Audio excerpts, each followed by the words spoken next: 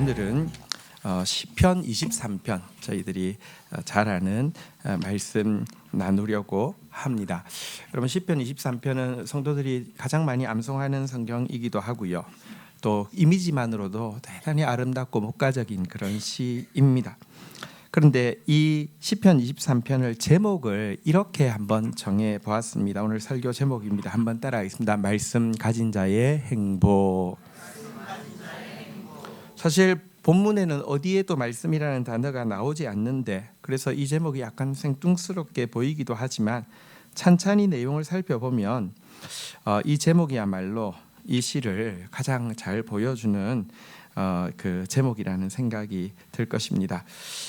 이 제목대로 말씀 가진 자의 행복을 여러분들이 또 이렇게 발견하고 누리는 시간이 되시기를 축복합니다. 자, 먼저 1절 같이 한번 읽도록 하겠습니다. 읽겠습니다. 시작. 여호와는 나의 목자시니 내게 부족함이 없으리로다. 1절 띄워놓으시고요. 자, 시인이 이 시의 서론에 해당하는 1절에서 여호와는 나의 목자시니 내게 부족함이 없도다라는 선언으로 시작하고 있는데, 여러분 여호와가 나의 목자라고 선언하는 것은 자기 편에서 보면 나는 여호와의 양이라고 고백하는 것입니다. 나는 양이라고 고백하는 것입니다.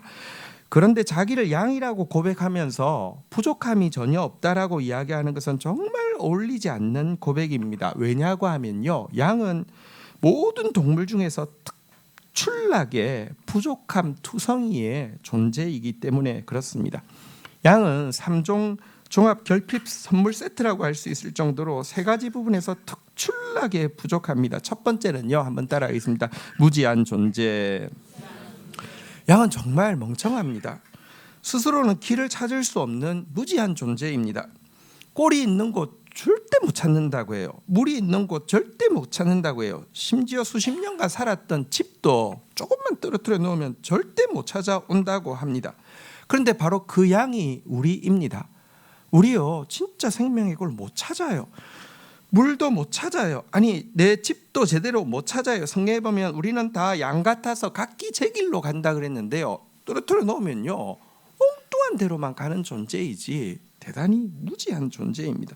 또 성경에 보면 양의 탈을 쓴 노략질하는 이리를 조심하라 이런 표현이 나오는데요, 거짓 선지자를 이야기하고 거짓 교사를 이야기하는데요, 여러분 이리가 어떻게 양의 탈을 쓸까요? 양을 다 잡아먹고 나서는 껍데기만 쫙 남겨가지고 옷처럼 이렇게 머리 탁 뒤집어 쓴다는 뜻일까요? 그런 늑대가 어디 있습니까? 실은 이게 어떤 의미이냐고 하면요, 이리가 양떼를 사냥하는 방법이라고 합니다. 양은 머리도 나쁘지만 눈도 나쁘다고 해요. 약간 떨어지면 저게 양인지 일인지 잘 안 보일 정도 떨어진 상태에서 양인 척하고 움직이기 시작하면 누가 움직이네 하고 따라간답니다. 한 사람이 따라가면 한 양이 따라가면 또 둘, 넷, 전부 다 같이 따라간다고 합니다. 그럼 양인 척하고 계속 이렇게 데리고 갑니다. 그럼 쭉 따라갑니다. 어디까지 가냐고 하면요, 이리 떼가 기다리고 있는 협곡으로까지 데리고 간다고 합니다. 그러면 동시에 나와서 전부 다를 잡아먹는. 근데 그런데도 양인 척하는 이리도 구분 못하고 쫓아가는. 사실 여러분 요즘 뭐 통일교 신천지 막 이단들 뭐 JMS 뭐 방송을 통해서 보게 되는데 이해 안 되죠. 근데 그 속에 들어가면요 간다니까요. 그게 우리입니다. 한번 따라하겠습니다. 나는 무지한 존재입니다. 두 번째로 양은요 부정한 존재입니다. 양은요 스스로를 그루밍할 수 있는, 깨끗하게 할 수 있는 기능조차가 존재하지 않는 존재입니다. 여러분 우리는 양 그러면 약간 이제 털이 막 폭송폭송하고 그다음에 가서 이렇게 냄새를 맡으면 뭐 샤프란 냄새가 나고 막 약간 그런 이미지가 있습니다. 하지만 그렇지 않습니다. 여러분 털 막 떡져 있고요, 가까이 가보면요 색깔도 흰색이 아니라 막 누런 뭐 흑색이고요, 그 다음에 냄새가 얼마나 심하게 나는지 모릅니다. 존경하는 그 아처토리 신부님, 대천덕 신부님, 우리나라를 사랑하셔서 우리나라 태백시에서 평생 나라를 위해서 중보기도 하는 굉장히 그 진짜 지성인인데 평생을 그렇게 기도하면서 사셨죠. 그리고 그곳에 이제 목장을 만들어서 예수원이라는 기도원과 목장을 만들어서 양을 직접 치는 일들을 하셨는데요. 예수원에 묵상 기도를 하러 가는 사람들이 그 목장에서 일을 하는 기회들이 있습니다. 그러면 굉장히 막 환상이 있습니다. 드디어 성경에 나오는 시편 23편을 내가 한국에서 양을 볼 기회가 잘 없잖아요. 그죠? 경험할 수 있겠구나. 예수원 목장을 경험하고 나서 한 분이 글을 쓰신 것을 그 예수원 해지에 올린 것을 제가 보고 너무 이렇게 마음에 많이 와닿아서 스크랩을 했다가 지금도 보고 있으면 참 감동이 되는데요. 그분 글을 한번 읽어드리겠습니다. 시편 23편을 묵상할 때면 나는 푸른 초장에 흰옷을 입고 지팡이를 든 목자와 그 앞에 착하고 순결한 양떼들이 있는 평화로운 풍경을 떠올리곤 했다. 여러분도 그러시죠? 그래서 나에게 있어서 목장이란 한편의 서정시 같은 것이었다. 그런 나에게 실제로 목장에서 일할 수 있는 기회가 주어졌고 한날은 직접 양털 깎기 작업에까지 참가하게 되었다.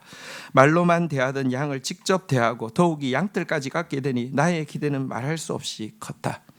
하지만 그렇게 경이감에 가득 찬 눈으로 시작한 양털 깎기는 얼마 못 가서 180도로 바뀌게 되었다. 털을 깎고 있는 양이 불현듯 일어나 소란을 피워 나를 힘들게 하기도 하고 깊은 트림을 하기도 했으며 오줌과 똥을 싸기도 하고 또 엉덩이 부분을 손질할 때는 그 엄청난 지저분함과 냄새, 그 냄새들, 그 양털 자체에 배어있는 고약한 냄새와 기름기는 내 옷에 그대로 스며들었다. 머리가 지끈지끈거렸고 양털 깎는 일로는 다시는 목장에 오지 않으리라고 다짐까지 할 정도였다. 이 경험은 내가 가지고 있는 시편 23편의 이미지를 다 버려놓는 것 같았다. 그렇게 일주일간을 보내고 토요일 저녁 감사 예배를 드리는데 나에게 문득 한 가지 생각이 떠올랐다. 이 일이 내게는 힘들었지만 그곳에 있는 목자들에겐 그 냄새나 더러움이 전혀 문제가 되지 않는 것 같았어. 그들은 정말 태연히 열심히 일했어. 오히려 양들을 다 이루고 좋은 말을 해주기도 하고 내가 지저분하다고 여기는 부분에도 서슴없이 손질을 해주고 이것이 무엇일까? 나와 그들 사이에 무슨 다른 점이 있었을까? 그래, 그거구나. 그들은 양을 사랑하는 거야. 그들은 정말 목자지. 그래서 그들에겐 내가 싫고 역겨웠던 것들이 문제가 되지 않았던 거야. 이 생각을 하는 순간에 내 마음에는 알 수 없는 기쁨이 솟아나기 시작했다. 그래, 나도 그 양들과 다른 바 없어. 더럽고 냄새나고 목자를 힘들게 하고. 그렇지만 목자 되신 예수님은 나를 사랑하시기 때문에 전혀 문제 삼지 않고 오히려 기꺼이 돌봐주면서 지켜주시는 거야. 여기까지 생각이 미치자 예수님이 나의 목자 되신다는 것이 그것의 의미가 얼마나 깊어지는지 난 다시 한번 예수님의 목자 되심 앞에 무릎 꿇어 경배하지 않을 수 없었다. 할렐루야, 선한 목자 되신 나의 예수님 감사합니다. 한번 따라하겠습니다. 나는 부정한 존재입니다. 또 양은요 무능한 존재이기도 합니다. 여러분, 양이 얼마나 능력이 없냐고 하면 모든 동물들이 최소한 자기를 지키는 어떤 생존적인 본능이 있는데요. 토끼도 여러분 건드리면 뭅니다. 엄청 아픕니다.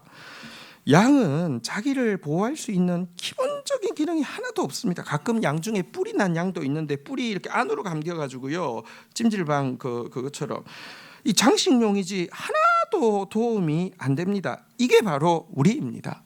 우리 솔직히요, 우리만 놓고 보면요, 고양이 앞에 노리게 돼 있는 쥐처럼 사단이 작심하고 들어오면요, 우리만 놔두면요 전부 조롱당하고 있는 거 전부 도둑질 당하고 멸망당할 수밖에 없는 무능한 존재가 우리입니다. 한번 따라하겠습니다. 나는 무능한 존재입니다. 보십시오, 나는 무지한 존재고 나는 부정한 존재고 나는 무능한 존재, 이게 양이라는 고백인데 어떻게 자기를 양이라고 고백하면서 부족함이 없다라고 이야기할까요? 사람에 따라 예외가 있기 때문일까요? 어떤 사람 보면 진짜 똑똑해 보여요. 어떤 사람 보면 진짜 깨끗해 보여요. 어떤 사람 보면요 진짜 능력 있어 보여요. 다윗은 우리하고 좀 다르게 그래서 그런가? 아니요. 여러분, 인류는요 자기를 양이라고 고백하든지 고백하지 않든지 아무 상관없이 전부 예외 없이 양과 같은 똑같은 존재입니다.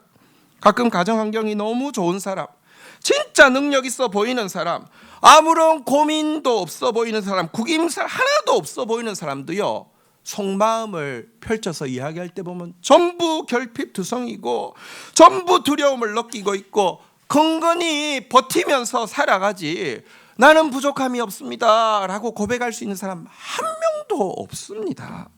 우리 한 번 더 나의 고백으로 고백합시다. 나는 무지합니다. 나는 부정합니다. 나는 무능합니다. 나는 양입니다.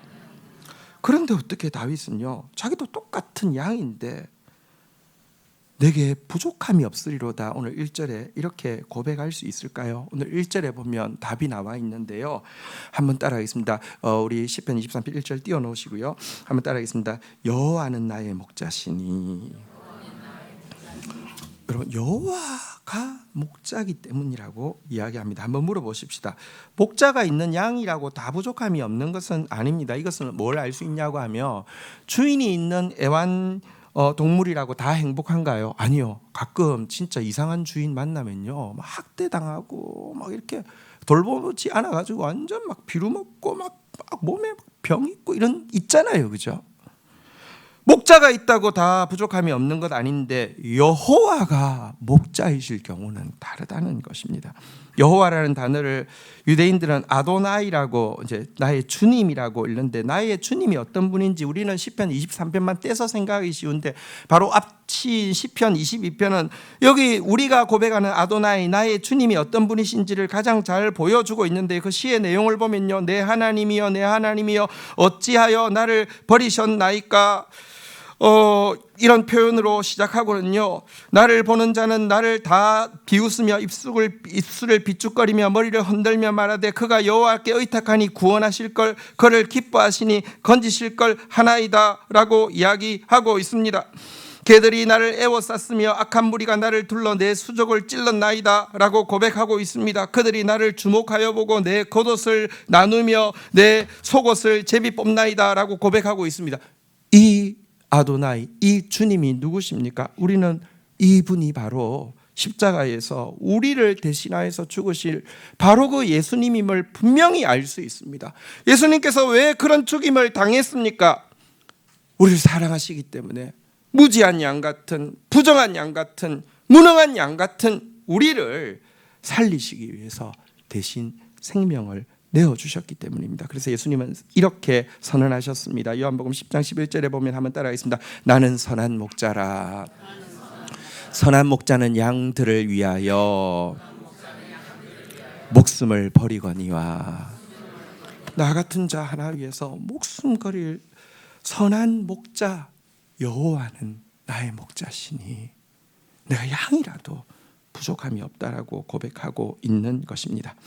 이어지는 2절, 3절, 4절은 시인이 양처럼 결핍 3종 종합 선물 세트 같은 삶에도 불구하고 어떻게 목자이신 예수님이 부족함 없이 채워주는지를 한 절 한 절 이렇게 보여주고 있는데요. 먼저 2절은요, 무지한 우리를 어떻게 인도하시기에 부족함이 없다고 고백하는지의 내용입니다. 2절을 같이 한번 읽고 띄워놓으시면 되겠습니다. 읽겠습니다. 시작.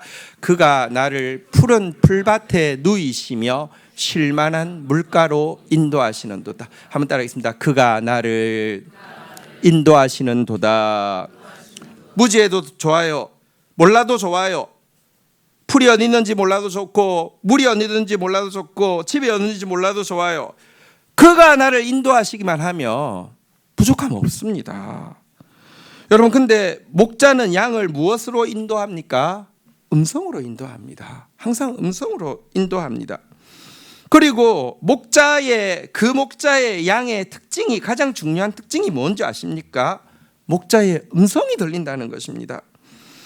양들이 그의 음성을 아는 고로 따라오되 이렇게 이야기하고 있습니다. 여러분 진짜 예수님의 양인지 알 수 있는 비결이 뭐냐고 하면요, 음성이 들린다는 것입니다. 설교를 듣는다고 다 믿음이 생기는 게 아닙니다. 근데 그 말이 나한테 주는 말씀으로 들리는 건 내가 예수님의 양이라는 중요한 증거입니다. 음성으로 우리를 인도하십니다. 근데 이 음성이 무엇입니까? 말씀이죠. 말씀으로 무지한 우리를 인도하신다는 것입니다. 여기 푸른 풀밭이 나오는데 푸른 풀밭 역시 무엇을 상징하냐고 하면 말씀을 상징합니다. 하나님께서 아브라함에게 또 그 아브라함의 자손들에게 젖과 꿀이 흐르는 가나안 땅을 주신다고 했는데요. 여러분 한번 물어봅시다. 젖은 소가 내잖아요. 소가 젖을 내기 위해서 무엇을 먹어야 됩니까? 풀을 먹어야 합니다. 여러분 꿀은 무엇이 있어야지 채취가 됩니까? 벌이 뭐가 있어야지 꿀을 이렇게 만듭니까? 꽃이 있어야 됩니다. 이 말은 젖과 꿀이 흐르는 땅이라는 말은 달리 이야기하면 가나안 땅이 풀과 꽃이 가득한 땅이다 이런 뜻이 되어집니다. 그래야지 젖도 나오고 꿀도 나오겠죠. 사실 여러분이 아는 대로 가나안 땅은 되게 척박합니다. 근데 실제 하나님이 이 아브라함과 그들의 후손을 그것으로 인도할 때는 그런 땅이 아니었을 확률도 있습니다. 여러분 그린 사하라라는 이야기를 들어보셨습니까? 사하라 땅이 지금 세상에서 제일 메마른데요. 조금만 파고 내려가서 보니까요, 그 전체가 지금 브라질처럼 밀림지대일 정도로 울창했었답니다. 왜냐하고 하면 이 목재들은요, 이런 것들은 시간이 지나도 뭐 석탄이 되든지 남아 있잖아요, 그죠? 어떻게 불과 수천 년 전에 이 사하라가 완전히 풀로 나무로 뒤덮인 곳이었다라고 하는 것은요, 그 근방에 있는 가나안 땅이 실제 그랬을 수 있습니다. 그러면 그때는 젖과 꿀이 흐르는 땅, 풀과 꽃이 가득한 땅이었는데 지금은 황무한 땅이니까 하나님 약속이 틀린 것입니까? 아닙니다. 사실 이런 말씀이 있습니다. 가나안 땅을 진짜 젖과 꿀이 흐르는 땅, 풀과 꽃이 있는 땅으로 만드는 것은 실제적인 젖과 꿀도 아니고 풀과 꽃도 아닙니다. 그 땅에 말씀이 있기 때문입니다. 성경이 무엇이라고 이야기합니까? 풀은 마르고 꽃은 시드나, 그 땅에 있던 풀은 마르고 꽃은 시들었지만, 한번 따라하겠습니다. 우리 하나님의 말씀은 영원히 서리라. 아까 우리 찬양에도 나왔잖아요, 그죠? 교통하시는 말씀이. 여러분 말씀으로 푸른 풀밭으로, 말씀의 푸른 풀밭으로 인도하기 때문에 우리는 부족함이 없고요. 여기 쉴만한 물가라는 단어가 나왔는데, 여러분 이 물은 성경에서 계속 성령을 상징할 때 나오는데요. 여러분 쉴만한 물가라고 그러는데, 여러분 이 시편 23편을 생각할 때 흐르고 있는 이 내에 대해서 어떤 생각을 가지고 있습니까? 물어보십시다. 그 내는 엄청 넓은 내 같아요? 좁은 내 같아요? 보통 좁은 내죠. 그리고 이 내는 이렇게 돌돌돌 흐르는 이렇게 얕은 내 같아요? 아니면 깊은 내 같아요? 얕은 내 같은 생각이 있죠. 근데 영어 성경에 보면 잔잔한 물가라고 되어 있는 게 스틸이라는 단어를 쓰는데요. 여러분 한번 보십시다. 내가 스틸 하려고 하면 좁아야 돼요, 넓어야 돼요? 넓어야 돼요. 얕아야 돼요, 깊어야 돼요? 깊어야 돼요.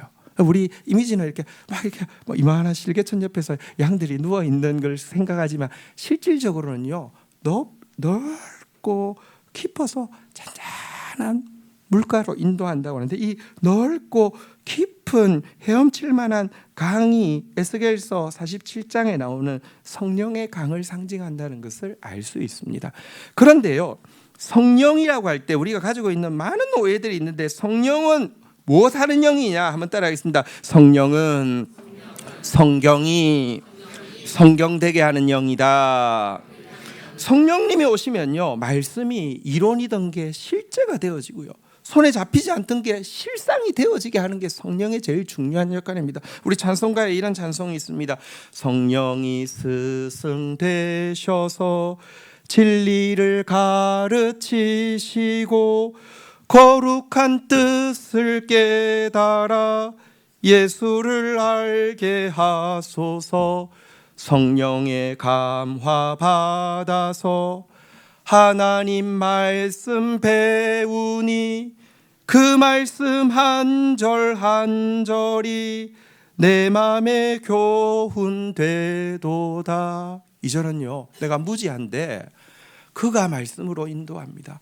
그가 말씀 앞으로 푸른 풀밭곳으로 인도하고요, 그가 성령으로 말씀이 실제임을 경험하게 하십니다. 그래서 무지한 우리는 길을 잊지 않고 여러분 부족함이 없다라고 고백할 수 있다는 것입니다. 3절은요, 부정한 우리가 어떻게 부족함이 없다고 고백하는지에 대한 내용입니다. 3절 같이 한번 읽어보도록 하겠습니다. 시작. 내 영혼을 소생시키시고 자기 이름을 위하여 의의 길로 인도하시는 도다. 자, 여러분 양의 예수님의 양의 제일 중요한 특징이 예수님의 음성이 들리는 것이라고 했어요. 근데요, 여러분 예수님의 음성이 여러분 들리십니까? 들릴 거예요. 여러분 예수님 양이니까. 근데 예수님의 음성이 들리는 것하고 예수님의 음성에 항상 순종하고 따라가는 것은 같아요, 달라요? 달라요. 안 들리는 건 아닌데요, 그 음성에 순종하지 못할 때가 많아요. 다윗 한번 보십시오. 다윗을 예수님의 양이라고 아니라고 할 사람 누가 있습니까? 진짜 예수님의 양입니다. 그런데 다윗이 간음죄 범했습니다. 살인죄 범했습니다. 예수님의 음성이 있어도요, 여러분 안 따라갈 때도 있습니다. 그래서 여러분 다윗이 한번 따라하겠습니다. 내 영혼을 소생시키시고. 소생시킨다는 말은 뭐예요? 심폐소생술 언제 해요? 숨 끊어졌을 때 하는 거잖아요. 거의 죽었다는 것입니다. 주님의 양은 주님의 음성이 들리지만 때때로 여러분 음성이 들림에도 불구하고 불순종함으로 말미암아 우리가 영혼이 죽어갈 수 있는 존재입니다. 그래서 더러운 존재라는 거예요. 그래서 부정한 존재라는 거예요. 양인데도 자꾸 죄로 스스로를 더럽히고 있어요. 자, 그런데 우리 영혼이 죽음에 이르는 첫 증상이 무엇일까요? 여러분, 환자가 중병에 걸리면 결국 죽음에 이르는데, 육체의 죽음에 이르는데 이 환자가 소생 가능하지 않은 환자, 진짜 이제 곧 죽음에 이르겠구나를 알 수 있는 제일 중요한 증상이 뭐냐고 하면 음식을 막 냄새도 맡기 싫어하고 음식을 자꾸 거부하고 결국 음식을 아예 못 먹게 될 때 희망이 없구나 이렇게 하잖아요. 영혼도 마찬가지입니다. 여러분이 죄로 말미암아 더럽혀지고 영혼의 죽음이 이르게 되면 첫 번째 증세가 뭔지 아십니까? 생명의 양식인 말씀이 싫어져요. 말씀이 하나도 안 들어와요. 이전에는 말씀 진짜 잘 몰라도 송이꿀처럼 달다는 고백은 나왔는데 펴면요 외계어 같고요, 가슴이 답답해지고요, 그냥 듣고 싶고요, 설교 시간에도 안 들으면 갈 뿐만 아니라 짜증이 나요, 싫어요. 이게 우리의 영혼이 죽어가고 있는 증거입니다. 다윗도 지금 이와 같은 상태에 있다라고 고백하는 것입니다. 그가 여러분 이 살인죄 간음죄 짓고 났을 때 말씀이 싫어집니다. 말씀 듣기 싫어집니다.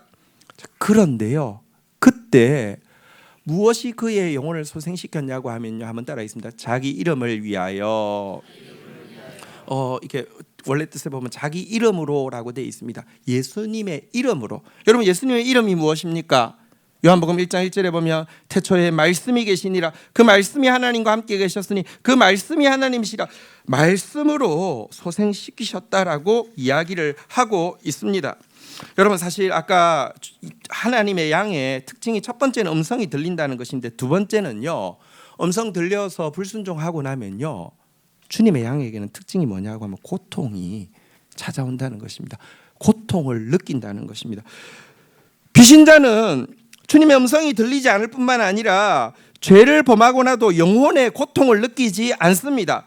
진짜 택한 신자는요, 주님의 음성이 들려도 불순종은 할 수 있지만 불순종하고 나면 고통이 그 마음 가운데 깊이 찾아온다는 것입니다. 그리고 그 고통에도 버틸 수 있습니다. 고통에도 말씀 싫어할 수 있습니다. 고통에도 말씀 멀리할 수 있습니다. 그러나 이 고통이 차고 차서 인계점에 도달하게 되면요, 신음하듯이 하나님을 향해서 부르짖게 됩니다. 한번 보십시오. 다윗이 우리아의 아내 장군 부하의 장군을 취해서 간음하고, 그런데 임신을 했다고 하니까 그 남편을 살인하고 이런 죄를 범했을 때 여러분 이게요 얼마든지 국민들은 속일 수 있습니다. 이렇게 이야기할 수 있습니다. 시점만 조금 바꾸면 우리 왕께서 그 충직한 장군이 전사하자 그 아내를 위로하기 위해서 후궁으로 맞이하셨대. 그랬더니 하나님께서 축복하셔서 자녀를 주셨대. 할렐루야. 지지도 더 올라가요. 하나님이 함께하는 왕은 뭐가 달라도 달라. 사랑이 많아. 이렇게 될 수 있어요. 겉으로는 문제가 하나도 없는데 문제는 성경에 보면요, 내가 내 죄를 고하지 아니하리라고 하니까 내 뼛속에서부터 신음하게 되었다고, 내 뼈가 막 불타는 것 같았다고, 견딜 수 없게 되었다고 이야기합니다. 그 인계점에 도달했을 때 부르짖음이 터지는 것입니다. 성경에 이렇게 이야기합니다. 시편 107편 17절부터 우리가 죄로 말미암아 더럽혀졌을 때, 불순종함으로 말미암아 더럽혀졌을 때 어떤 증세가 일어나는지 이야기합니다. 미련한 자들은 그들의 죄악의 길을 따르고 그들의 악을 범하기 때문에 고난을 받아 18절 보시면요, 그들은 그들의 모든 음식물을 싫어하게 되어 사망의 물에 이르렀다. 말씀 싫어져요. 19절에 보면요, 이에 그들이 그들의 고통 때문에 여호와께 부르짖음에 그가 그들의 고통에서 그들을 구원하시되. 근데 구체적으로 무엇으로 구원하실까요? 20절 같이 한번 읽도록 하겠습니다. 시작. 그가 그의 말씀을 보내어 그들을 고치시고 위험한 증에서 건지시는. 저는 이렇게 생각합니다. 다윗이 범죄한 초반부에 나단을 보냈으면 어쩌면 우리 지금 요즘 묵상하고 있는 열왕기에 보면 왕이 선지자가 와서 말씀할 때 죽이는 장면이 자꾸 나오잖아요. 다윗도 그랬을 수 있습니다. 근데 고통 가운데 고통의 임계점에 와서 영혼이 부르짖듯이 하나님 나 살 수가 없어요. 하나님 나 이 죄를 숨기고는 살 수가 없어요 할 때 나단이 딱 오니까요. 나단이 하나님 말씀하니까요. 한순간에 바로 인정하고 한순간에 하나님 앞에서 꼬꾸라지고 그의 영혼이 살아나고 죄를 끊어낼 수 있었던 거예요. 여러분, 다윗을 이렇게 합리화하면 안 됩니다. 많은 목회자들이 성적인 범죄를 저지르고 나서 다윗도 뭐 간음했는데 뭐 아니요. 다윗은 간음 한 번 한 게 앞으로 그의 모든 죄에 대해서 두려움이 없어지고 그냥 대놓고 범하는 계기가 되었습니까? 아니요. 그 한 번으로 그 이후에는 그런 일이 결코 없었습니다. 훨씬 더 성결하게 살게 만들었습니다. 왜? 말씀이 와서 위험한 지경에서, 죽을 지경에서 건져내시고 살려주셨기 때문입니다. 할렐루야. 여러분, 말씀이 들어오면 우리가 부정해도 괜찮습니다. 한번 우리 3절에 보면요, 끝에 무엇이라고 오늘 본문 3절 23장 3절에 보면요, 한번 따라하겠습니다. 의의 길로 인도하시는도다. 과거 그렇게 말씀을 따라가기를 좋아했는데 범죄하고 나니까 말씀 자체가 싫었는데 다시 말씀으로 살리고 나서는 말씀의 길을 행복하게 동행할 수 있게 회복시켜 주신다. 의롭게, 부정한 자가 아니라 의롭게 살 수 있도록 고쳐주신다라고 이야기하고 있습니다. 부정해도 괜찮습니다. 말씀이 들어오면요, 여러분 우리 살아납니다. 말씀이 들어오면 다시 의의 길을 걸어갈 수 있습니다. 할렐루야. 4절은요, 무능한데 양이 자기를 보호할 수 있는 능력이 하나도 없는데 어떻게 부족함이 없다라고 고백할 수 있었는지 비결을 보여주고 있습니다. 4절 같이 한번 읽고 띄워놓으시겠습니다. 시작. 내가 사망의 음침한 골짜기로 다닐지라도 해를 두려워하지 않을 것은 주께서 나와 함께 하심이라. 주의 지팡이와 막대기가 나를 안위하시나이다.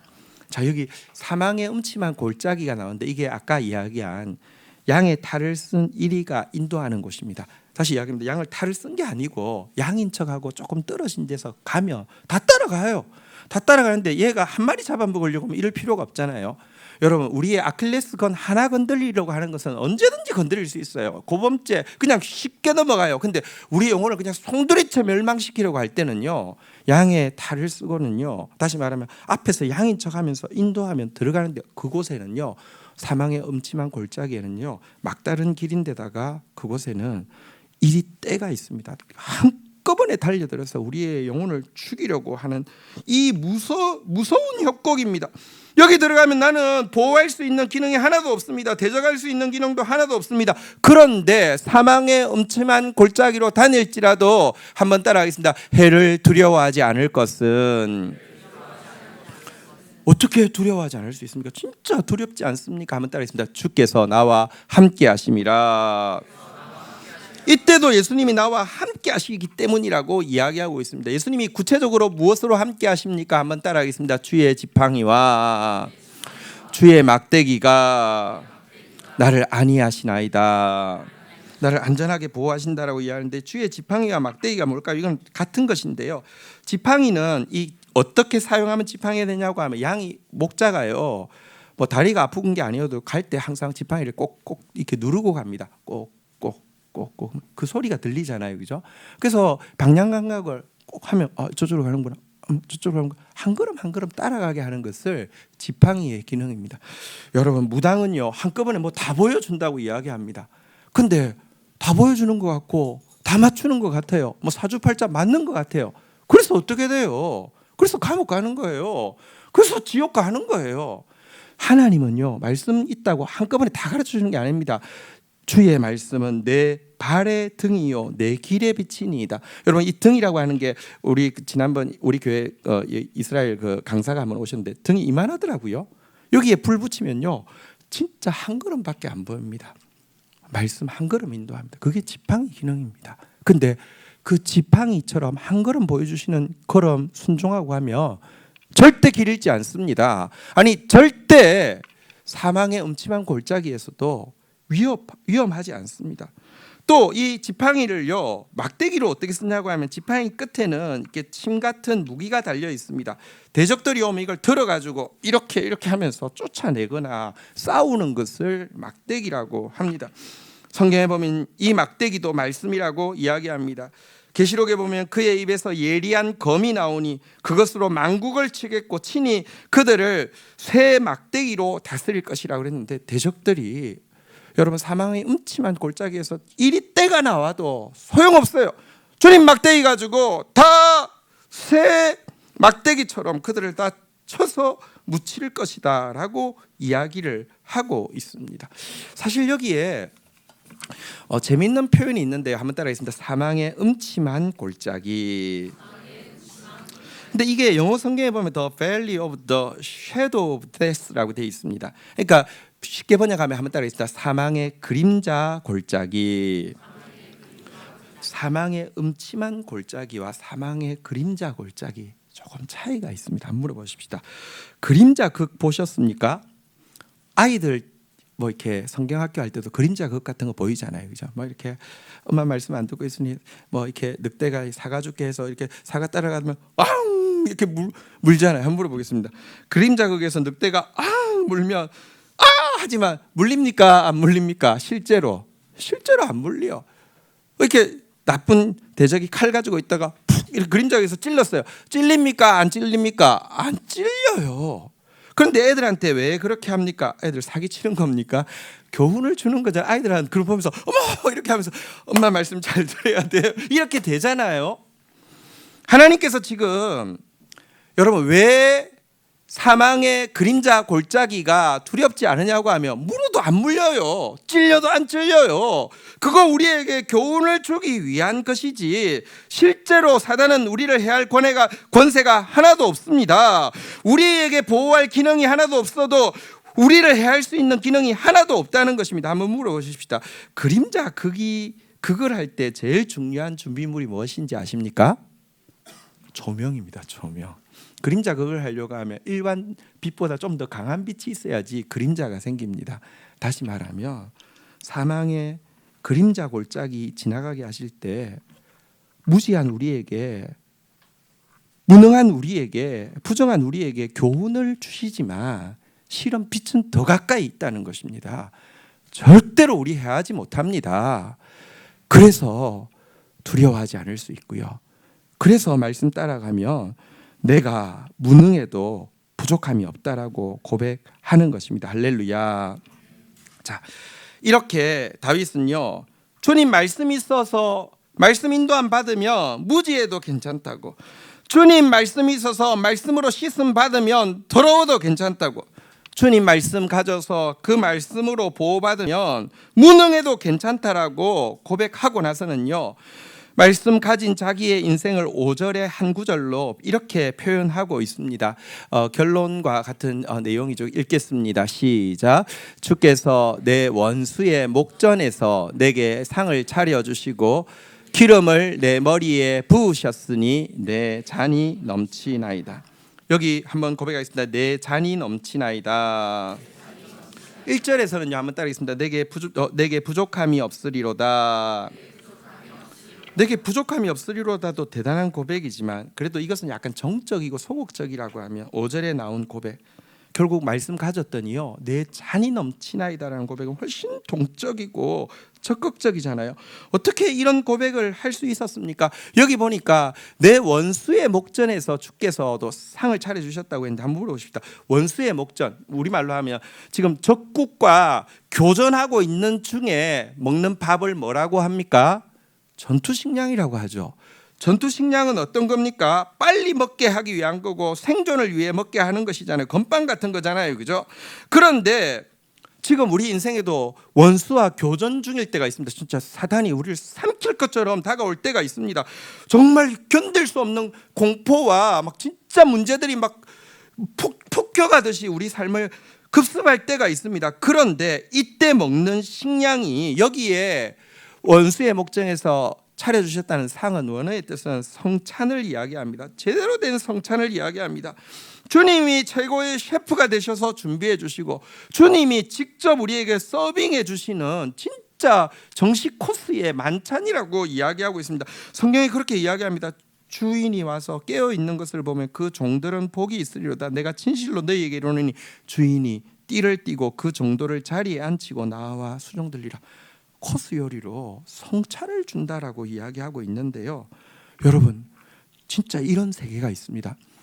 상황을 보면 우리가 우리 성도 어떤 성도의 상황을 보면 진짜 대적들이 막 폭격을 하고 있는 것 같고 대적들이 바로 눈앞에 있는 것 같은데 그분에게 말씀이 들어가면요, 내 인생에서 이렇게 풍성한 만찬이 없었다라고 고백하게 할 만큼 말씀이 있으면요, 이 성찬을 맛본다고.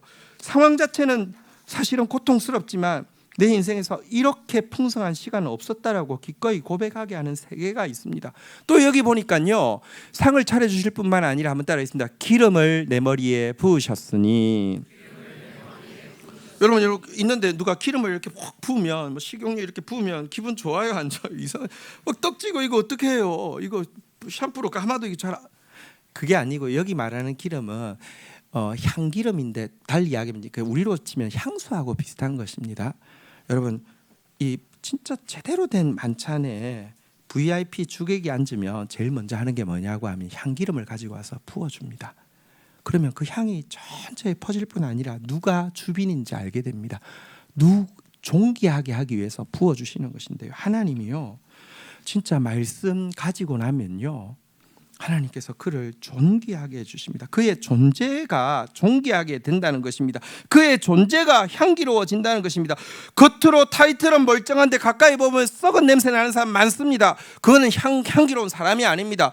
아무것도 없는 줄 알았는데 가까이 가보면 향기가 납니다. 그리스도의 향기가 납니다. 이게 존귀한 것이잖아요. 말씀 가지니 하나님 나를 존귀한 존재로 만들어주셨고, 말씀 가지니 상황과 상관없이 원수의 목전에서도 성찬이 베풀어졌습니다 라고 고백하게 해주셔서 한번 다시 따라하겠습니다. 내 잔이 넘치나이다. 진짜 흘러 넘치는 축복이 넘치는 오버플로잉하는 삶을 살게 해주셨다라고 고백합니다. 그러면서 마지막 절 6절은요, 자기 인생에 단 한 가지 소원을 덧붙이면서 시를 마무리하는 그 에필로그라고 할 수 있습니다. 6절 마지막으로 읽도록 하겠습니다. 읽겠습니다. 시작. 내 평생의 선하심과 인자하심이 반드시 나를 따르리니 내가 여호와의 집에 영원히 살리로다. 여러분, 그는 확신합니다. 한번 따라하겠습니다. 내 평생의 선하심이, 내 평생의 인자하심이 반드시 나를 따르리니. 선하심이 따른다는 말이 무엇입니까? 평생에 따른다는 말이 무엇입니까? 선하다는 말은 토브라는 뜻인데 하나님이 우리를 처음 창조하시고 토브라고 했습니다. 보시기에 좋았다는 뜻입니다. 하나님이 가지고 있는 보시기에 좋았던 그 계획대로 내 인생을 만들어 주신다는 게 주님이 선하심이 평생 나를 따른다는 말이고요.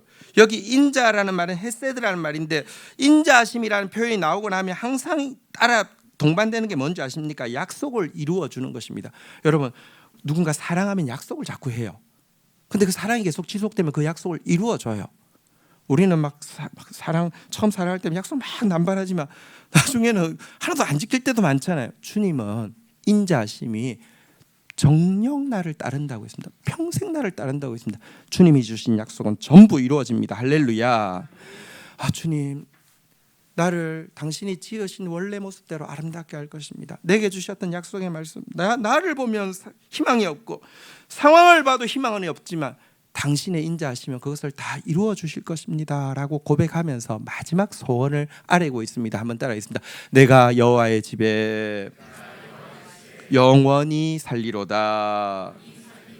여호와의 집, 곧 하나님의 말씀이 나오는 집에서 영원히 머무르기를 원한다는 것입니다. 다윗의 시에 보면 이 표현을 달리 이렇게 표현하고 있습니다. 내가 여호와께 바라는 한 가지 일, 그것을 구하리니 곧 내가 내 평생에 여호와의 집에 살면서 여호와의 아름다움을 바라보며 그의 성전에서 사모하는 것이라. 하나님, 나에게 유일한 소망은 여호와의 집, 말씀의 집에서 영원히 머무르는 것입니다. 이렇게 고백하고 있습니다. 이 고백이 내 고백이 된다고 하면 내 인생의 결론도요. 한번 따라하겠습니다. 내게 부족함이 없으리로다. 내 잔이 넘치나이다.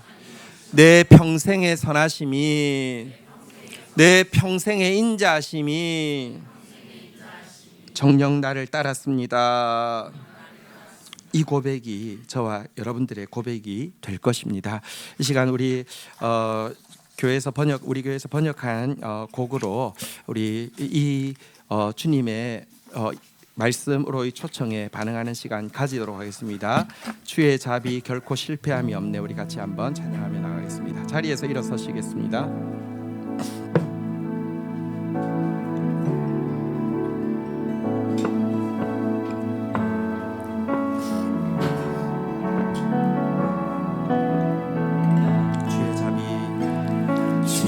자비 결코 실패함이 없네.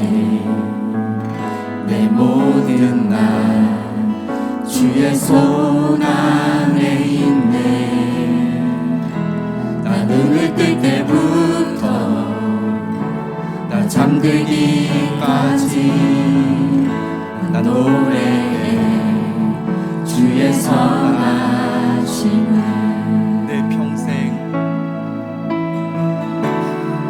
평생 신실하신 주, 내 평생 너무 좋은 하나님, 나의 모든 호흡 따르 난 노래해 주의 선하심을. 주의 음성 불가운 내 날 인도해 어둠 밤에도 날 감싸 안으시네. 내 아버지 되시며 내 친구 되신 주, 난 거하니 주의 선하심에.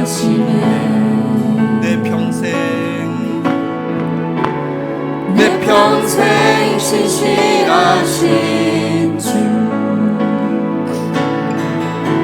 내 평생 너무 좋은 하나님, 나의 모든 호흡 따르 난 노래해 주의 선. 주님의 선하심 나에게 미치네. 주님의 선하심 나에게 미치네. 주님의 선하심 정녕 나를 따르네. 주 앞에 나가 다 내려놓고 모두 드립니다. 주님의 선하심 정녕 나를 따르네. 주님의 선하심 나에게 미치네. 주님의 선하심 정녕 나를 따르네. 주 앞에 나가 다 내려놓고 모두 드립니다. 주님의 선하심 정녕 나를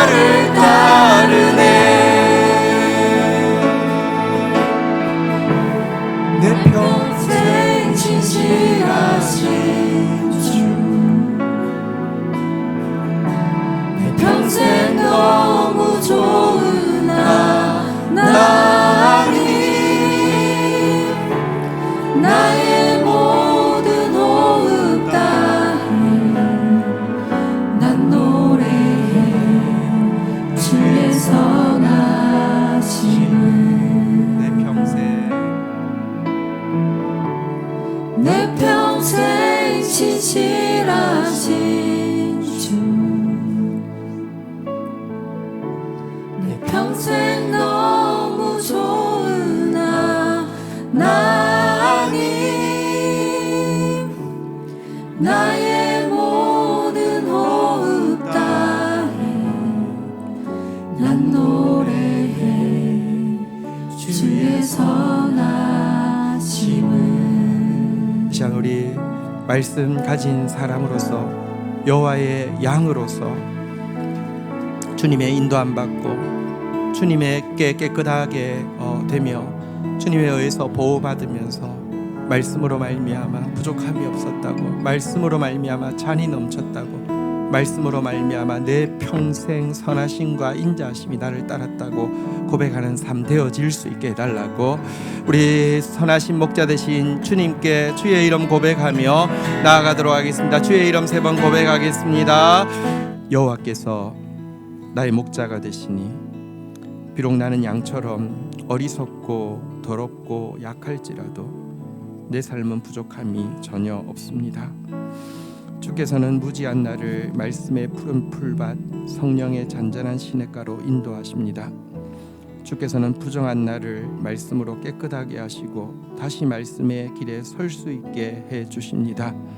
주께서는 무능한 내가 대적이 가득한 어둠 음침한 협곡을 통과할 때도 말씀의 지팡이와 막대기로 나를 안전하게 보호해 주십니다. 주께서는 여지껏 내게 원수의 눈앞에서도 말씀의 성찬을 베풀어 주셨고 성령의 기름을 부어 나를 존귀하게 해 주셨으니 말씀을 가진 나의 일생은 넘치는 장과 같이 풍성하였습니다. 주의 말씀은 반드시 지으신 그대로 나를 회복시키고 허락하신 모든 언약대로 이루실 것이니 내 평생에 오직 한 가지 소원은 그 주님의 말씀에서 영원히 떠나지 않는 것뿐입니다. 아멘.